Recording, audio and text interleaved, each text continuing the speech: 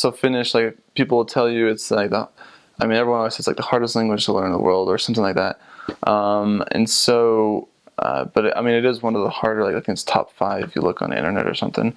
It is a very difficult language. It's not too difficult as far as reading. I mean, pronunciation, like pronouncing it perfectly is difficult, but what makes it hard is the grammar. And so it's very, it's just very complex and in depth. And so, and it's hard to just say that and have you understand what that means. But as an example, cases, I mean, every language, I mean, even English sort of has cases. They're just sort of endings that you add onto a word to indicate different kind of things. And so, well, for instance, Finnish will have a word like the word Mäki, which is the word for hill.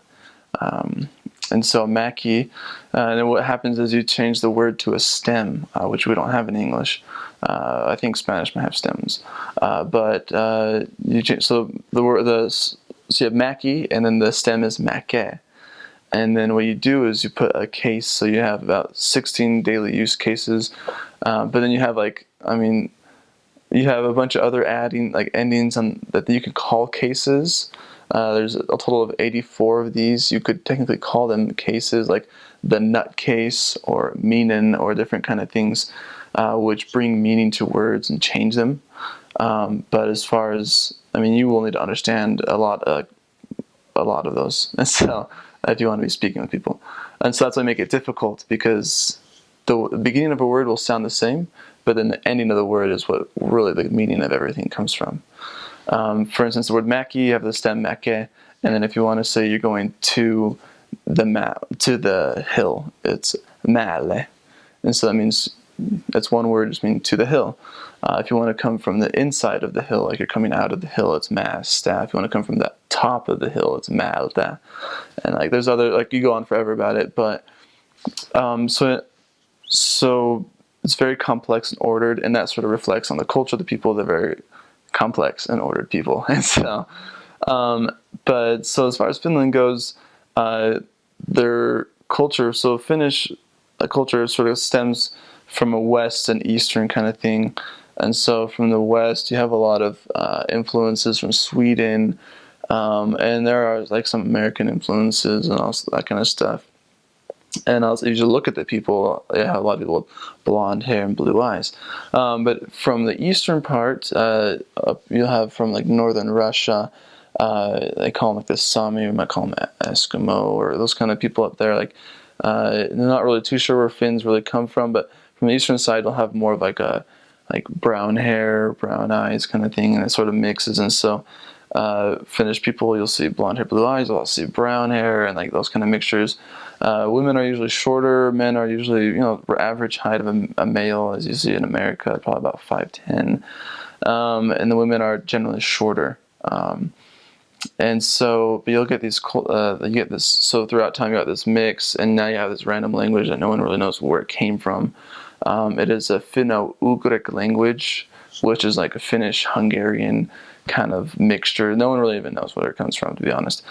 So that's why it's so complex, and it has no relation to any language except for Estonian, which they don't even know where that comes from either. So anyway, but as far as it goes, so from the east you'll have dialects called Savo, and so Savo is just a dialect. They'll use different words, or they'll speak things a little differently, and it's hard as a missionary to really catch on to that it's different. You'll just be like, they're speaking Finnish, but like I don't know what they're saying, and that's what sort of will happen if people that are speaking Savo, which is a dialect of Finnish, which you actually aren't taught as missionaries. You just learn what we call like the middle, like it's called Keski-Suomi, the middle Finland, like Finnish, which is just like literature Finnish, and so that's what you're taught as Finnish missionaries. And you're taught to not learn those dialects. In essence, you're taught to you want to understand them, you want to speak proper Finnish. And so, but on the west side, you get Turku. You get like some like the Western influences. You'll speak a lot of like you'll have Swedish come into the Finnish language, and so then you have like places like Rauma and other places where they have like crazy dialects where you cannot even really understand someone that's speaking that kind of dialect. But yeah, but it's pretty interesting. Like in America, you'll have like we'll speak Western English or maybe those kind of things. You have like the Southern, but you can understand each other. It sounds a little different though, and that's a similar kind of thing they have in Finland. But they will end up saying words pretty different and like cut off endings, and so it gets a little. If you meet people that are like 50 years of the age 50 or older, they will be speaking those dialects more purely than people that have of a younger age. Usually people of a younger age will just speak Finnish, just like how it is supposed to be, with a lot of slang and stuff.